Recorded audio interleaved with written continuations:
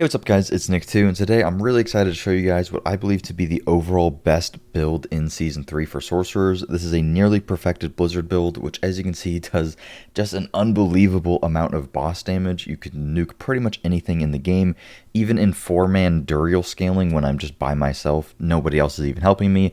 You can pretty much solo the boss very quickly, nearly one-phasing it. Could easily one-phase if you got a little bit luckier than this, but regardless, the damage is just absolutely ridiculous without even like going into a full boss damage sort of setup. You could walk right into a tier 100 with this exact same build and still absolutely annihilate things. I went out of my way to set up the build for not only a ridiculous amount of damage, but also I leaned heavily into survivability, so it's just very easy for you guys to play with. You don't really have to worry about dying or anything like that, and even in a tier 100 setting, it's a ton of fun to play with. It's surprisingly like very particularly strong for vaults when you get to like the end room. Probably the best build in the game for doing this end room because you can just spawn blizzards, and the second the enemies spawn into them, they just kind of instantly die, which is a ton of fun. I haven't ever played Blizzard before, this is my first time with it, and I really enjoyed it. And like I said, I do believe that it is overall the best build this season. I played a ton of Firewall Meteor. That build is very comparable in terms of clear speed and actually just doing normal dungeons. However, it does suffer in the boss damage department. I have the Firewall Meteor build kind of perfected at this point, so if you want to see that, let me know down in the comments and I'll make an updated version of it, but I already have that build posted. Feel free to check it out if you're interested, but overall, Blizzard is definitely a better option for you guys. Before we hop into the build, I want to mention that this build and every other build that I've made will be posted over on Mobalytics. You can just check out their website or you can download their desktop app, which is completely free. I'll have a link down in the description. The desktop app is fantastic. Not only are you going to be able to check out all of my builds and just click on my profile, you can see everything that I have posted here and check out when I have updated new builds, but it's very easy to just reference the build. You can see that I have all the stats here, all the legendaries, uniques, skill tree, Paragon Board, etc. One thing that I really like about Mobalytics is you can check out their tier list if you're interested in checking out brand new builds. Anytime a season goes live, you can see, kind of get a general idea of what builds are what you want to be looking out for. And something that's cool about the desktop app is you can actually pop open an in-game overlay. So for example, I have a barbarian build here. Let's say I was leveling barbarian and I want to know how to spend my skill points. I would just open up my skill tree and then I could just click tab Q anytime that I want to look at how to spend my skill points. I'll show you my build so you can see how amazing it is to actually just pop open the Paragon board and just reference it side by side. No more two monitors, no more looking at it on your phone. It's like, it literally couldn't get any easier than this. So I highly recommend downloading the desktop app if you're going to be using my builds in the future. It just makes it super easy to reference everything, and it looks pretty clean. Outside of just copying other people's builds, you can actually use their build planner to make your own builds, and then you can post them within the community build section, try to get some more traction on them, or just make builds to link to your friends. So again, check it out, link down in the description.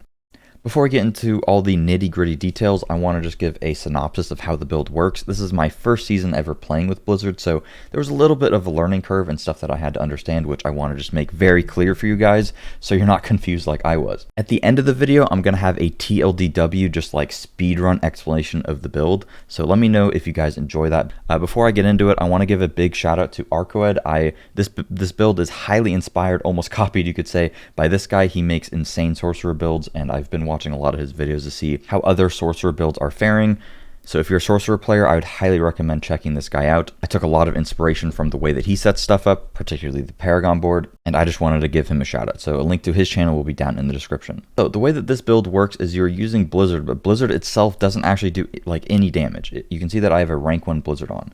If I take off my amulet here, I'll cast a Blizzard. You can see it literally does no damage at all. The only reason that this build works and does damage is because of the glacial aspect. When you cast Blizzard, you will periodically spawn exploding ice spikes. These ice spikes scale up to obscene amounts of damage, and you are essentially only scaling the damage done by these ice spikes. So your goal is to just spam Blizzard as much as humanly possible, get a whole bunch of ice spikes down on the ground, and then you can scale up these ice spikes damage by tapping into a lot of crit damage and just overall damage multipliers. Blizzard by default is a fairly high mana cost spell, so in order to be spamming it, you need a lot of mana cost reduction on your gear, and that is the biggest bottleneck to this build early on. I'll have a mana section of the build because for a lot of you guys early on getting into it, it's going to feel like crap if you can't solve your mana, but there's actually a lot of really easy ways to do that. The first easy way is getting mana cost reduction on gear, particularly with something like Blue Rose. This has 23% mana cost reduction by default. You can get mana cost reduction on your focus. Okay, pet. God. Showing gameplay in the training dummy is so annoying because the pet is just constantly attacking, dude. You can get mana cost reduction on Amulet, on Starless Skies is very, very good for this build, but Blue Rose you just use in place of it early on, and you get like Esu's Flame for even more, and then you're able to just spam Blizzard like crazy. I guess I'll just talk about mana real quick while we're here. Outside of getting mana cost reduction, the best way to get mana is using Tibalt's Will. Anytime you become unstoppable, boom, 50 mana instantly. If you have some resource gen, which you should have because you'll have a Talrasha, and maybe you get it on your focus or something, anytime you press this, that is basically going to fill up your mana instantly, and you become unstoppable by just using Teleport or Flame Shield, which you can see Teleport's a 6-second cooldown, but if I hit multiple enemies, it gets reduced by 3 seconds, so it becomes a very low cooldown. You can pretty much permanently have this damage increase up while also getting the resource out of this. Another great way to get resource if you're really struggling early on is with your pet. You can get resource support for just 20 resource by itself. And if you pair this with Tempest attacking every second, that's just a crazy amount of resource. If you're still having problems, you could take off efficiency support or safeguard or something, and you could go for arcing. If I could find it, you go for arcing so it hits 10 enemies and you get resource per enemy that it hits. This would just permanently fill up your resource, and you would never have a mana problem ever again other than maybe on bosses. But once you get some mana cost reduction with the build, having just resource support level 1 and Tibalt, mana is literally not a problem at all, and I'll show you guys that real quick. I'll even take off my Starless Skies, because Starless Skies is 40% mana cost reduction rather than the 23 from Blue Rose. I won't even play with a ring equipped and show you guys that the mana is perfectly fine. I can just spam here, and because my pet is permanently generating 20 resource, I can just spam like crazy. And this is also while I have increased attack speed up. And anytime that my mana is going to dip low, I can very easily just press like Teleport or something to proc to bolts, and that's perfectly fine. When it comes to our enchants, we are using Firebolt enchant paired with Frozen Orb. Frozen Orb is literally just there to apply a little bit of extra chill sometimes, make enemies frozen, but it's only there for vulnerable. That's the only reason I'm using it. We have a lot of vulnerable damage multipliers, and the worst part about this build is applying vulnerable consistently. Frost Nova is fairly good for that, because it's a guaranteed vulnerable application, but there really isn't a second enchant that is particularly worth using, so Frozen Orb it is. Feel free to swap this out if you prefer. I just generally think it makes clearing much better. Next to that, we have Firebolt enchant. Firebolt enchant is insane for this build for a number of reasons. We can tap into a whole bunch of damage reduction via damage reduction versus burning, but we can also tap into a ton of extra damage via Devouring Blaze. Ideally, you want to get this on your amulet, but you can also get glyphs such as the Flame Fleeter glyph, increasing your direct damage to burning enemies. It is simply just the best thing to do, but it also gives you not only a lot of straight up damage reduction, it also gives you healing when you pair it with Warmth. Every second you heal for enemies that are burning. Because you're just constantly kiting enemies and just running through nightmare dungeons, the second that you put a blizzard on them, they are going to be instantly burning, so you get all this additional damage reduction, and healing. It's just simply the best option possible. The rest of the skills here are pretty much just to complement the build overall. Flame Shield for the unstoppable, mana cost reduction when you use it, movement speed, immunity, Frost Nova for the vulnerable application, and it makes enemies frozen, and we do a lot of extra damage to frozen and crowd controlled enemies. Ice Armor is nice. You can swap out. This is probably the only skill that I'd recommend swapping out, but it gives you some mana regen while it's up. Not really that helpful, but you get a chance to make enemies frozen, and it is just an additional barrier for survivability. And then I have Teleport. Obviously, Teleport is insane. Don't even need to talk about that. Alternatively to Ice Armor, you could use Ice Blades to apply vulnerable to enemies just for a little more consistency overall. Or you could use Lightning Spear to apply vulnerable to enemies as well. They're kind of all interchangeable. And then lastly, we have Deep Freeze.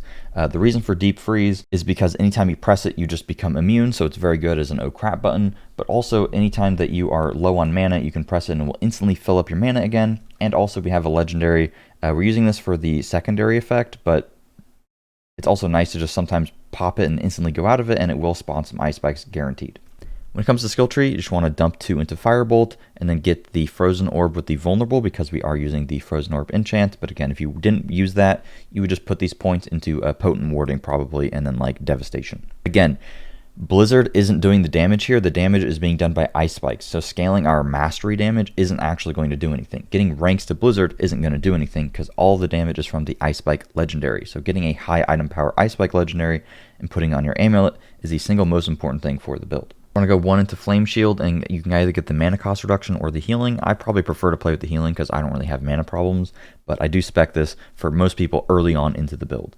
I put a few points into Teleport because I like reducing the cooldown. You could put these points into Frost Nova if you want to reduce the cooldown of that instead, and you just go for the damage reduction. 3 into Glass Cannon. If you feel a little squishy, just take the points out and just put it into Frost Nova. Ice Armor, and I got the chance to freeze, which is pretty nice. Elemental Attunement for a chance to just reduce all of these cooldowns instantly. And then we go Align the Elements. Mana Shield is crazy for damage reduction, and Protection is mandatory. Very strong there. 1 into Blizzard, and we go into the duration increase, because you can spam a whole bunch of blizzards on one area, and therefore spawn more ice spikes. The mana cost reduction just isn't worth it. Mana really shouldn't be a problem once you have the build like decently set up. And again, leveling our blizzard is not going to increase the damage of our ice spikes, so we don't do it. We go into Devouring Blaze, 21% increased crit damage, which is very strong. And then we get some points into Permafrost, Hoarfrost, and Icy Touch for just overall damage. You could put points into Cold Front to apply more chill to enemies if you wanted to. If I were to take some points out of something, it would probably be Teleport in order to do that. I like the increased duration on Icy Veil for just more consistency with barriers and just a bit more survivability. Then we go into Warmth here. All these other points are useless. It is literally just for the healing. And then lastly, we have just 1 point into Deep Freeze, and then we have Essu's Ferocity. Essu's Ferocity is good because we're using a legendary to increase our attack speed when we have both of the buffs active from this. And currently, this is still bugged to increase the damage of things that are not fire skills, so we are still getting a 25% increased crit damage and 5% increased crit chance via Essu's. When it comes to the crappy pet, Flash of Adrenaline paired with Tack Support, Duration Support, and Genesis is a permanent 50% damage increase. If you do not have Genesis, this would just be a 20% damage increase, which is still decent, and then you could swap Genesis out for Fortify Support or whatever it's called for just a bit more damage reduction. And then I have Tempest with Safeguard Support, so I have permanent 15% DR, Efficiency, so I get 15% crit against any enemies that it hits. This is mainly just useful for fighting bosses, and then I have Resource Support. Again, if you have any mana problems at all, you would just swap out either Efficiency or Safeguard for Arcing, and then you literally have infinite mana, no problems at all. A lot of people may ask, why do you use Firebolt enchant rather than just putting fire on your pet? The reason for that is that the pet is a piece of crap and I hate him. He is never around. He is never fighting the mobs that I'm fighting. You could also make the argument for Vulnerable. I highly urge you guys to play with the pet applying Vulnerable or applying Fire, in which case you're going to have to ditch like Safeguard, so you're going to lose damage reduction. You might have to ditch Resource Support or Genesis even, able to make the pet reliable in this sense. And even when you have the pet reliable or like built to be reliable in terms of like trying to apply Vulnerable permanently with like Arcing, Lightning Bolt, having the mob teleport to the enemies, etc. I've tried it, even with Burning. The pet is just never there, man. He's always in Africa fighting something that you're not wanting to fight, and he's permanently behind. So he's way better as just a buff bot, being in Africa, giving you some resource, and the crit is literally just for bosses. So you could easily take the crit off because it is very rarely the pet is actually attacking what you're attacking. And you could just put like Fortify Support for damage reduction, or like I said, Arcing for literally infinite mana hack. When it comes to Legendaries and Uniques, I have briefly touched on these. There's actually a good bit of variation in terms of how you want to set the build up. Right now, I have it set up very particularly for tier 100s with crazy amounts of survivability. If you wanted to go more Glass Cannon, you could just swap into Raiment, which is very good for just like general clearing, and that pairs very nicely with Teleport and applying like crowd control and stuff like that. Godslayer's Crown is very nice for bosses, but for general clearing, I don't really like it that much. I much prefer having just way more survivability. But if you're doing like lower, easier content, Godslayer Crown is pretty helpful, but I quite like Raiment a little bit more than that. If you have it, and Dariel's Visage is pretty good, you lose a bit of survivability to use it, but attack speed is nice, and because it does a Poison Nova, it is going to give you an additional stack of Talrasha. Talrasha is very good for the build. We apply lightning damage via teleport, and we do fire damage with our Firebolt enchant, and then obviously frost damage is all of our damage. So we get 45% damage increase from this all the time, and you get non-fizz and cooldown reduction. Very good. Starless Skies is a crazy good item for this build, giving you 40% mana cost reduction. It gives you crit chance and just 40% damage all the time. Very, very strong. But until you can get a Starless Skies, which a lot of people can't get, you want to use Blue Rose. You mainly use it for the mana cost reduction. The lucky hit effect isn't great, but it is going to give you a bit of extra damage, and it does happen to give a lot of additive ice spike damage, which is quite nice. Again, on your amulet, you want to be putting a glacial aspect. The glacial aspect scales based off of the item level that it drops. So this is a 925 glacial aspect and it goes up to 3620. I don't believe that it matters that my amulet is 819. If it does, let me know. It could be possible that you would do more boss damage with the build if you were to have a two-hander and put the ice spikes on the two-hander, because that's most of your damage. But you end up losing out on crit chance, cooldown reduction, mana cost reduction, and more cooldown reduction by not having a offhand, which I wouldn't be a fan of. So if you want to do more boss damage, maybe use a two-hander, but I really like having the offhand. As you can see here, I have the Esu's Ferocity attack speed legendary here. I really like this because it just increases the animation time of Blizzard, which feels pretty slow, and it just gives you an overall boss damage increase. But until you get Starless Skies, I wouldn't recommend it. I don't have it in the official build planner because you're going to run out of mana a lot easier if you have 50% higher attack speed, right? So for most people, I'd recommend just using Storm Swells for just overall more damage, and you'll see bigger numbers, so your brain will be a little bit happier seeing bigger numbers. Outside of that, you want the Deep Freeze thing, so the ice spikes have a 50% increased explosion radius. You want Conceited for just straight up damage. You want Tibalt's for the unstoppable and the damage or the mana, but also just 40% damage all the time. Esu's is really good for just giving you straight up damage. If you have movement speed on your boots and on your amulet, and you have it maxed out, I think it's like 17% crit chance, something like that, and that is very good because we have a lot of crit damage multipliers with the build, so that is just a ton of damage for you. And then lastly, for our defensive aspects, we have Juggernaut. Juggernaut is insane, just giving you straight up armor, very strong. And then I have, because I'm using a defensive helmet, I have the Snow Guard, which is just 25% less damage taken all the time, which is really, really nice. If you feel like your damage is high enough, you could swap off of Esu's and just go into a normal pair of boots with ranks to teleport, ranks to Frost Nova, mana cost, movement speed, attacks reduce evade cooldown, and you could slap on Ghostwalker aspect, and that would feel very, very nice for like speed clearing. Pair this with Raiment or something. If you're trying to speed clear like T60s or just do like a Helltide or something, that would be a really good option. You could even add on a teleport enchant with that, so you're just teleporting constantly. Pair it with Raiment, that's really nice, and then take off Juggernaut aspect and do Disobedience on the helmet instead. When it comes to stats on gear, again, I'm using a normal legendary helmet here, but if you wanted, you could very easily swap this with a Godslayer crown for more damage or Andariel's, but personally, I like the damage reduction. Because I'm using a normal legendary helmet, I can get armor on the helmet. You only need total armor percent on one roll paired with Juggernaut to be at armor cap. I'm at 13,305. You only need like around 13,000 to be armor capped in tier 100s. Outside of that, I went for Int. Max HP is very good and cooldown reduction. Alternative to Int, you could get maximum mana, but mana shouldn't really be a problem. On the chest, because I got total armor on the helmet, I was able to get a triple DR roll, which is huge, and maximum HP. I'm a huge fan of that. On the gloves, you want crit chance, attack speed, and intelligence. And then the last roll, you could get, it doesn't really matter. You can get like lucky hit, but not much scales with lucky hit other than like blue rose maybe, or lucky hit chance to restore primary resource for some extra mana, but it really just doesn't matter. I would make sure to just at the least get like crit chance and attack speed, and int is just nice extra damage. Again, for the pants, you want Tibalt's. If you want more survivability, you could swap it off, but you lose a crazy amount of damage. For the boots, again, either Esu's or just boots that look exactly like these. It is crazy that these boots just drop like that. For your one-hander, you want to have a dagger because you don't care about lucky hit at all. Dagger has the same attack speed as a wand, and it gives you damage at close. You want intelligence, all stats, and then you can either get crit damage or vulnerable damage. Damage to burning is quite nice too, but it is a rather low roll.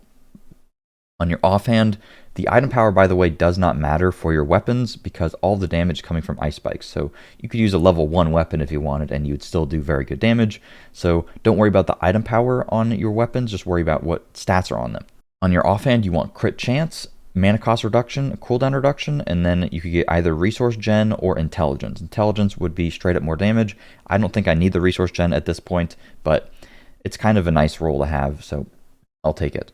For the rings, again, you want Tal Rasha all the time, and you either want Starless Skies or Blue Rose. I played with the build a ton with Blue Rose, and the damage is very good.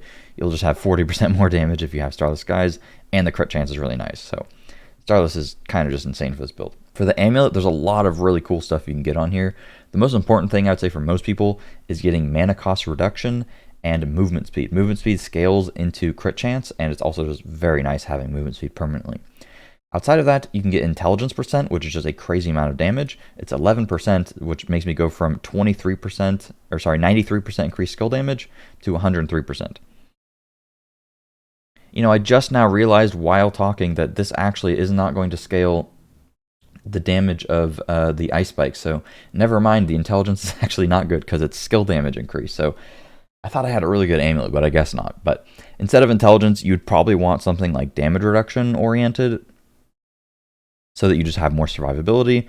The intelligence, I guess, gives some resistance to elements, so it's not completely useless.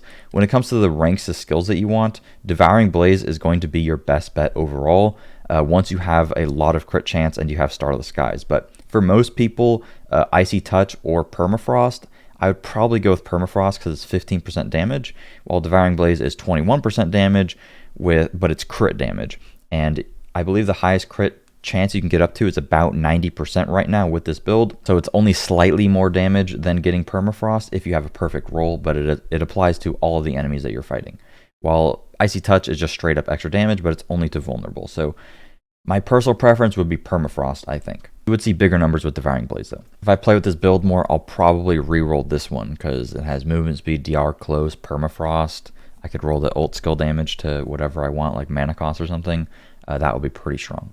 When it comes to the Paragon board, again, this was highly copied by Ark, or I don't really know how to say his name, so my apologies. Hopefully he doesn't hate me for this. I did change it a lot, so what I did is I got rid of one glyph. Lose a bit of damage there, but I think it's fine, and I got a lot more survivability for you guys, just so that it's easier to play with the build, to get some damage reduction from Chilled, swap out some of the glyph slots, put Reinforced for more damage reduction, and buffing the damage reduction from burning enemies. Quickly, I'll go over the glyphs and how I have the Paragon board set up. Resistance could end up being a problem for you, so if you don't have Starless Skies gives you straight up 12% additional all res. If resistance is a problem for you, what I did in the official build in the description is I took out the points out of all this damage here, and I went into the maximum resistance here. That should resistance cap you, otherwise you could just take out a few points elsewhere and go into a little bit of resistance, or you can just put a diamond into your gear and you should be fine. Quickly go over this, but again, it's just in the description. First board, I have Flame Feeder for just straight up increased damage. Second board, Reinforced, gives you damage reduction when you have a barrier up, and also more damage reduction from burning and damage to burning. Then I have Elementalist. This is 10% damage to any enemy that you hit because they're immediately hit with fire and cold. And also, when you're fighting a boss, as long as you teleport to them, you get an extra 15% damage. It's also buffing non-fizz damage and resistance to elements, which is nice. Got a little bit of extra damage here. Then we have the Territorial Glyph for 15% damage reduction. Got some damage reduction from chilled enemies and damage to chilled, which is really nice. Get some more damage to chilled and damage reduction. It's a ton of DR overall.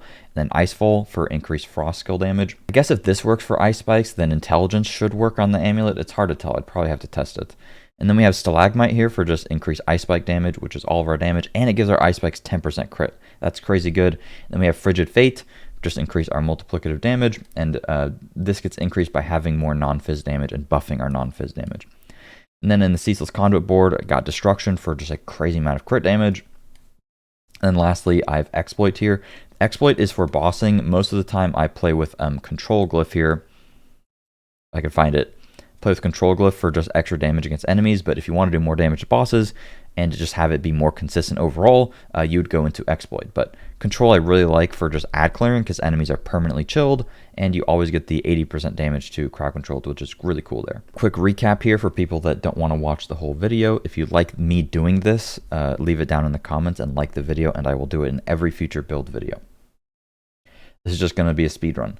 The build does not work off of Blizzard doing damage. It functions off of the Ice Spike Legendary doing damage. You want a high item power version of this, and you want to slam it on your amulet. Solve your mana problems via mana cost reduction on your gear, via the amulet, offhand, Ring of Starless Skies, or Blue Rose, generating mana with Tibalt's Will, mana cost reduction on Esu's Heirloom, and also making your crappy pet generate resource. Use the Firebolt enchant to apply burn to enemies so that you can take advantage of things like Devouring Blaze, Flame Feeder Glyph in the Paragon board, and damage reduction from burning enemies, and you also heal from every enemy that is on fire. Frozen Orb enchant is for the vulnerable application. All the other skills are simply supplemental for either survivability purposes or just straight up damage. The legendaries you want with the build is the Glacial Aspect on the amulet to scale it higher. On your helmet, you could either go for a defensive one via Snow Guard, or you can go for Godslayer Crown for more boss damage and periodically grouping enemies up and pretty much one-shotting them. I prefer the damage reduction for tier 100s. And Dariel's Visage is good for applying poison to give you an additional stack of Talrasha. Talrasha just gives you a crazy amount of damage. You get 4 stacks of this very easily. On the chest, you want at least 1 piece with Juggernaut so that you can armor cap yourself. Pair this with a total armor roll, and you will get to armor cap, which is 13,000. On the gloves, you want Conceited Aspect, pants, Tabalts, boots. You can go with Essus for crit chance, or just a normal pair of boots with these stats on them, and get Ghostwalker Aspect for more movement speed. You want a dagger with the Deep Freeze Aspect to increase the Ice Spike explosion radius. Essus Ferocity Legendary for attack speed. Essus Ferocity is bugged, so it gives you increased crit damage no matter what skill you're using, and you'll permanently have 50% attack speed. Alternatively, you can go Storm Swell for increased damage to vulnerable enemies to see bigger numbers. Starless Skies is unbelievably BIS, but if you don't have it, you want to replace it with a Blue Rose for mana cost reduction and periodical increase of damage, and I already mentioned Talrasha. Because you have so much mana cost reduction and mana generation, you are able to just infinitely spam your blizzards to spawn ice spikes, and the ice spikes just continue to do a crazy amount of damage. As long as you just use a lot of global damage modifiers and you do not try to scale blizzard itself, the ice spikes will do crazy damage. Alright, real quickly, I just want to do a tier 100 run, and we're just going to do it live for you guys because people have accused me of using curated footage and it needs to be live or else the build isn't good or something. I don't know. We'll just go do a Vault of Ink real quick, see how fast we can get it done. The way that I have the build set up is so that you can kind of be relaxed in tier 100s and not really worry about dying at all. That's why I'm using a double defensive like helmet and chest, and I spec'd into a lot of DR, but you could go for way more damage or like faster clear speed if you wanted to use a raiment. And Dariel's Visage is really good for applying the Poison Nova and also getting lifesteal, which is pretty nice. But yeah, in terms of how you want to play with the build, it's kind of like Firewall in a way where you just run away from the enemies. As you can see, like it looks like I'm not killing stuff, but because I just put multiple blizzards on guys, they will get frozen. Because they'll get frozen and the ice spikes will start doing damage, like at first it feels like you're doing literally no damage, but if you just walk away from the enemies and then you like look back, you'll see that literally everything just dies. This build isn't great if you're trying to like loot everything, I guess. Firewall kind of has the same problem where if you're trying to loot everything, well, the mobs are behind you and you're going to have to, it like takes a second for the blizzard ice spike damage to kind of like ramp up, right? So if I want to like group up all these mobs, let's say, it takes a second to get all the ice spikes rolling and then everything kind of gets one shot, where it's much faster if I just put blizzards down and enemies will simply just get kited into it. That's why I kind of don't think raiment is really necessary, because enemies will permanently just be following you. So grouping the enemies up doesn't really have like a crazy benefit, I guess. Oh, there's a butcher.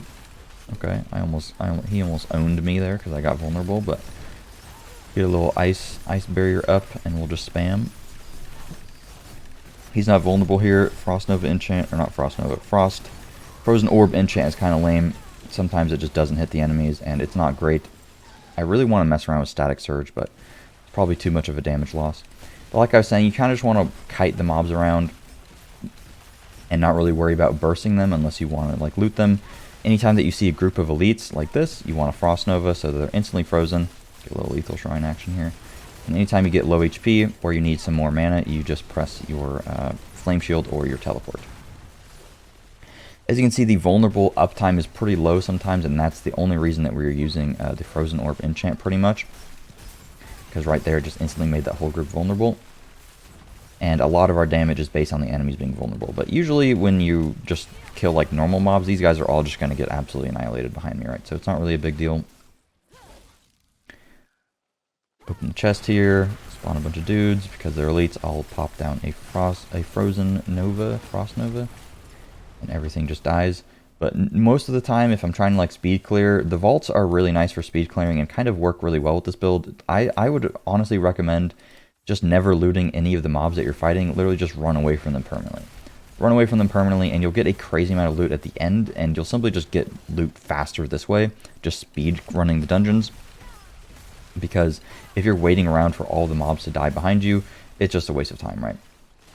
And everything will die, I assure you, because if you just plop down like 2 blizzards, everything will literally just get frozen just from that, and it will just die once the ice spikes start ticking them.